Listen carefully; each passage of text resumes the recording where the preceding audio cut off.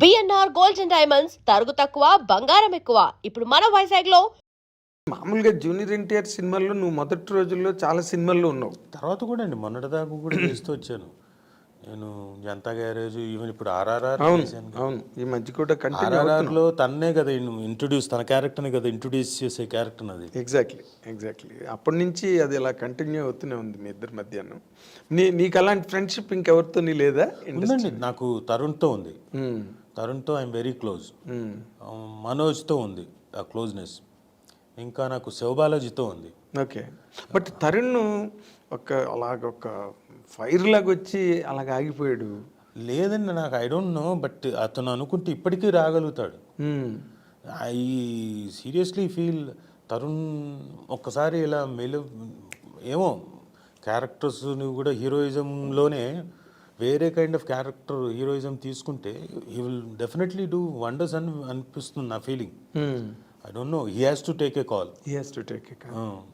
అంటే నార్మల్గా వాళ్ళ మదర్ రోజారమణి గారు ఎక్కువగా ఆవిడే మేనేజ్ చేస్తారు అందువల్ల లేదా అని ఏదో ఇగో ఇప్పుడు సుమకి నీకు మధ్య డైవర్స్ లాగే వాళ్ళ గురించి మాట్లాడేసి నాకు తెలియదు. అదే అంటే అలాంటివి నార్మల్గా ఒక్కొక్కరి మీద ఒక్కొక్కటి ఇండస్ట్రీలో అలాగే స్ప్రెడ్ అయ్యి ఏం లేదండి. I feel Tarun can make wonders. And Shivabalaji ఇప్పుడు మారుతున్నారు. అంటే కొన్నిసార్లు కొంతమంది కొన్ని పట్టుకొని కూర్చున్నారు కొంత టైంలో, అంటే బిఫోర్ ఈ ఓటీటీ రాకముందు సినిమాలో హీరోగానే అని చెప్పేసి కొన్ని ఆబ్లిగేషన్స్ అలాంటివి ఉంది. ఇప్పుడు మారాయి. సో దే ఆర్ ఓటీటీ కూడా వచ్చేసింది కాబట్టి I don't know, they will definitely come అనిపిస్తుంది. అవును, ఇప్పుడు నిన్ననే మన శ్రీరామ్ అని ఒక హీరో ఉన్నాడు చూడు. అవును, రోజా కూటమ్మ వచ్చేసాడు, రోజా పూలు. నిన్న చెప్తున్నాడు నాకు, నేను నావన్నీ ఇండివిజువల్ ప్రాజెక్ట్స్ సార్, ఇప్పుడు నేను సైడ్ క్యారెక్టర్స్ అవి చేయట్లేదు, 4-5 ప్రాజెక్టులు అవి లైనప్లో ఉన్నాయి అని చెప్పాడు అనమాట. Only because of OTT. అదే. So I think some magic will happen. Yes. అయితే నేను ఇంకొక ముఖ్యమైన విషయం నీ కెరీర్ పరంగా నేను అనుకునేది, నాన్నగారు చాలా గొప్ప ప్రయోక్త. దేవదాస్ కనకాల గారు అతను యాక్టర్గా వచ్చారు అండ్ చాలా మంచి సినిమాలు చేశారు. అండ్ నాగమల్లి లాంటి ఒక అద్భుతమైన ఫిల్మ్ డైరెక్ట్ చేశారు. బ్రహ్మాండమైన పాటలు, రాజన్ నాగేంద్ర గారి మ్యూజిక్, అసలు నాగమల్లి ఆ పాట, అవన్నీ వేటూరు గారి పాటలు, చాలా అద్భుతమైన సినిమా తీశారు నాగమల్లి. అమ్మాయి తర్వాత మళ్ళీ అందులో వచ్చేసిన హీరోయిన్ మళ్ళీ ఇంకో సినిమాలో చేయలేదు. That was the first and last film అమ్మాయికి. నువ్వు దేవదాస్ కనకాల గారి అబ్బాయి అయ్యి నువ్వు ఎందుకు అసలు డైరెక్షన్ అన్న పాయింటే నువ్వు అసలు కెరీర్లో ఎంటర్టైన్ చేయలేదు? అంటే నేను విన్నానండి. మా ఫాదర్, అంటే మీకు తెలియడం కోసం చెప్తున్నా, యాక్చువల్లీ పూణే ఫిల్మ్ ఇన్స్టిట్యూట్లో సౌత్ ఇండియాలో first trained actor is mister Devadas Kanakala. ఆయన చదువుకొని వచ్చిన తర్వాత చెన్నైకి వచ్చేసి ఇంకేముంది మనకు లైఫ్ అంతా రెడ్ కార్పెట్టే, చెన్నైకి వెళ్ళంగానే మనకి పిలిచేస్తారు, వేషాలు వచ్చేస్తాయి అనుకుని దిగారు. వెళ్తే ఎవరెందుకు పట్టించుకుంటారు, ఆల్రెడీ ఎవరికి వాళ్ళు, మీరు ఇందాక అన్నారు చూడండి, ఒక లాబింగ్ ఉంటుంది, అలాంటి లాబింగ్ ఉంటుంది వాళ్ళకి. సో ఈయన్ని పట్టించుకోలేదు. రాత్రికి రాత్రి వేషాలు మారిపోయిన సందర్భాలు ఉన్నాయి కదా సినిమాలో. సో పట్టించుకోలేదు. ఇదేంటిది ఎవరు పట్టించుకోవట్లేదు అని చెప్పేసి ఈయన హీ గాట్ అప్సెట్. ఆ టైంలో ఒకే ఒక సినిమా, అంటే ఒక 2 సినిమాలు చేశాడు ఆయన. ఏంటంటే బుద్ధిమంతుడు, అక్కినేని నాగేశ్వరరావు గారి పక్కన ఫ్రెండ్ క్యారెక్టర్, ఆ పడవ లాంచి ఎక్కి ఓ అనే భూమి మీద సుఖపడితే తప్పు లేదు ఆ సాంగ్లో వెనక ఓ అని చెప్పేసి ఫ్రెండ్ క్యారెక్టర్ చేశారు. ఆ తర్వాత విశ్వనాథ్ గారి డైరెక్షన్లో కాలం మారింది అనుకుంటా. ఏంటంటే చాలా రిఫ్రాఫ్లాగా వచ్చా, ఇచ్చేయండి ఆ పిల్లని, 3 పూట్ల పాలు పోస్తాను ఇంకోటి అని చెప్పేసి చాలా బాగా చేసాడు ఈయన. ఈయనకి ఆ వేషం రాదనుకొని వెళ్ళాడు.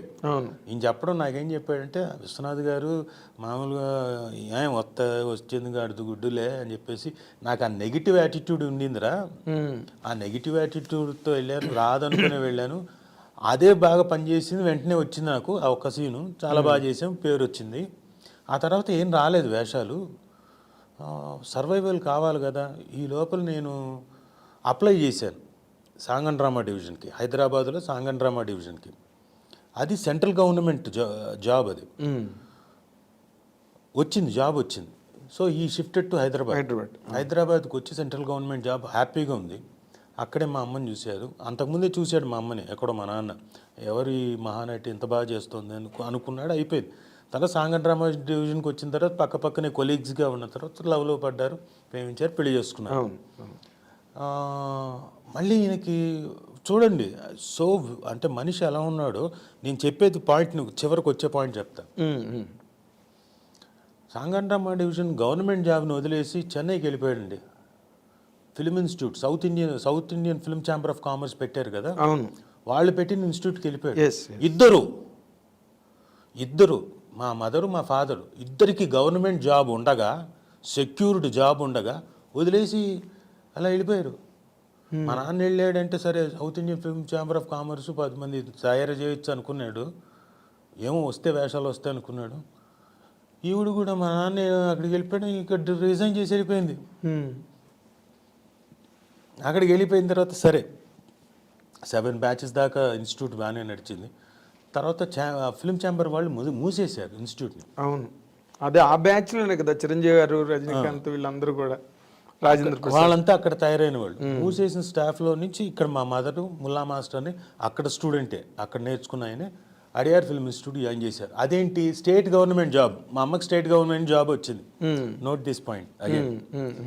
మా నాన్న అప్పటిదాకా ఉన్నవాడు, మంచి వేషాలు వచ్చాయి. ఓ సీత కథ పెద్ద హిట్, చాలా పెద్ద హిట్, 4 లాంగ్వేజెస్లో. ఇంకా అది తీద్దామని అందరూ మలయాళం నుంచి, తమిళ నుంచి, ఈయనకి లాంగ్వేజ్ ప్రాబ్లం ఉంది.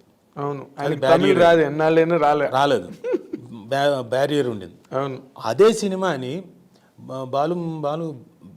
బాలచంద్ర గారు అనుకోండి, బాలచంద్ర గారే తీశారు. ఎవరితోటి, రజనీకాంత్ గారితో. ఇది సేమ్ మా నాన్న ఏదైతే చేశారో క్యారెక్టర్, అదే క్యారెక్టర్ని రజనీకాంత్ గారు.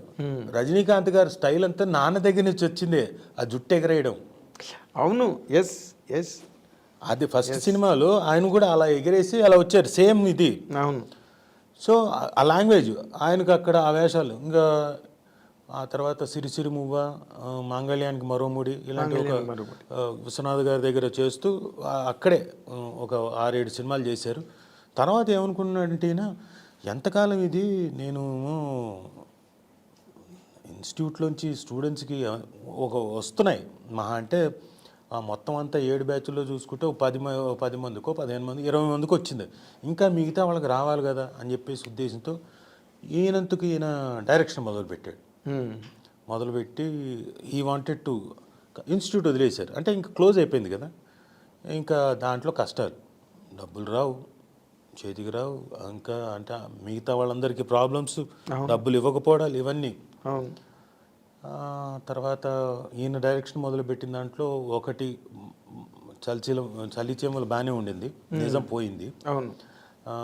మీరన్న నాగమల్లి సాంగ్స్ పరంగా చాలా పెద్ద హిట్, కానీ సినిమా పెద్దగా ఆడలేదు, రెవెన్యూ పరంగా రాలేదు.